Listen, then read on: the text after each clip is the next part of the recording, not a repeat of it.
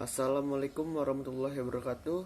Perkenalkan, nama saya Muhammad Sandiat Maja, NPM 2121020076, Prodi Hukum Tata Negara. Tujuan saya membuat video ini untuk menyelesaikan tugas mata kuliah Filsafat Hukum Islam dengan materi berjudul Pendekatan Filsafat Hukum, Ilmu Sosial. Ilmu hukum.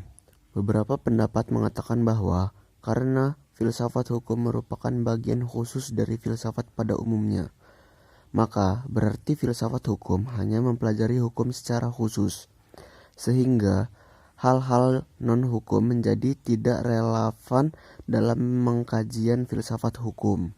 Sebagai filsafat hukum tunduk pada sifat-sifat, cara-cara dan tujuan-tujuan dari filsafat pada umumnya.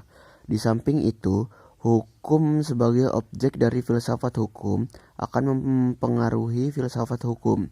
Dengan demikian, secara timbal balik antara filsafat hukum dan filsafat saling berhubungan. Karena dapat dikatakan bahwa filsafat hukum adalah cabang filsafat, yaitu filsafat tingkah laku atau etika yang mempelajari hakikat hukum. Dengan perkataan lain, filsafat hukum adalah ilmu yang mempelajari hukum secara filosofis. Jadi, objek filsafat hukum adalah hukum, dan objek terkaji dikaji secara mendalam sampai kepada inti atau dasarnya, yaitu disebut hakikat. Menurut Purnadi Purbacaraka dan Saerjono Soekanto, hukum dapat diartikan sebagai 1. Ilmu pengetahuan, yakni pengetahuan yang tersusun secara sistematis atas dasar kekuatan pemikiran. 2. Disiplin, yakni suatu sistem ajaran tentang kenyataan atau gejala-gejala yang dihadapi. 3. Norma, yakni pedoman atau patokan sikap tindak perikelakuan yang pantas atau diharapkan. 4. Tata hukum, yakni struktur atau proses perangkat norma-norma hukum yang berlaku pada suatu waktu dan tempat tertentu serta berbentuk tertulis. 5. Petugas, yakni pribadi-pribadi yang merupakan kalangan yang berhubungan erat dengan penegakan hukum. 6.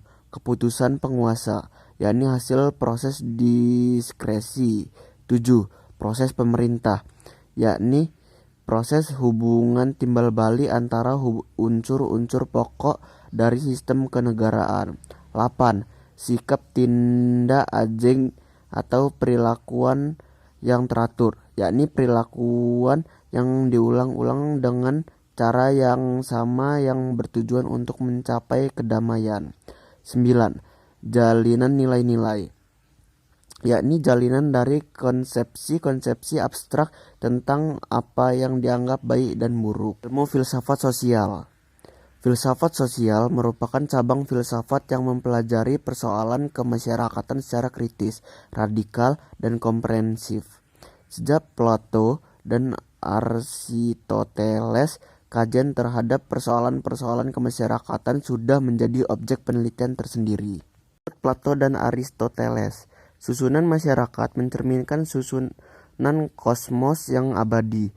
Manusia berkewajiban untuk menyesuaikan diri dengan susunan itu dan mengati demi keselamatannya. Kalau tidak, ia menghancurkan dirinya. Pada abad pertengahan, masyarakat Eropa masih memperlihatkan pada pola dasar yang sama, hanya sekedar mengoreksi terhadap paham Plato dan Aristoteles. Paham tentang otonomi kosmos diganti dengan paham heteronominya, yaitu kepercayaan bahwa kosmos tidak berdiri sendiri, tetapi bergantung pada kemahakuasaan Allah. Ketertiban kosmos adalah suatu ketertiban yang telah diciptakan. Perubahan hukum dan sosial. Proses terjadinya perubahan-perubahan pada masyarakat di dunia pada dewasa ini merupakan suatu gejala yang normal, yang mempengaruhinya menjalar dengan cepat ke bagian-bagian lain dari dunia. Antara lain, berkat adanya komunikasi modern dengan taraf teknologi yang berkembang dengan pesatnya. Di bidang teknologi terjadi suatu revolusi modernisasi pendidikan, dan lain-lain kejadian yang di suatu tempat dengan cepat dan dapat diketahui oleh masyarakat lain yang bertempat tinggal jauh dari pusat terjadinya peristiwa tersebut di atas. Perubahan-perubahan dalam masyarakat dapat mengenai nilai-nilai, kaidah-kaidah, pola-pola perilaku, organisasi, struktur, lembaga-lembaga sosial, stratifikasi sosial, kekuasaan, interaksi sosial, dan lain-lain sebagainya. Mempengaruhi terjadinya perubahan sosial. Pada umumnya, dapat dikatakan bahwa sebab-sebab terjadinya perubahan sosial dapat bersumber pada masyarakat itu sendiri, dan ada yang letaknya di luar masyarakat tersebut, yaitu yang datangnya sebagai pengaruh dari masyarakat lain atau dari alam sekelilingnya. Sebab-sebab yang bersumber dari masyarakat itu sendiri adalah antara lain bertambah atau berkurangnya penduduk, penemuan-penemuan baru, pertentangan dan terjadi revolusi. Suatu perubahan sosial dapat bersumber pada sebab-sebab yang berasal dari luar masyarakat tersebut. Misalnya sebab-sebab yang berasal dari lingkungan alam, peperangan, pengaruh kebudayaan, masyarakat lain, dan sebagainya.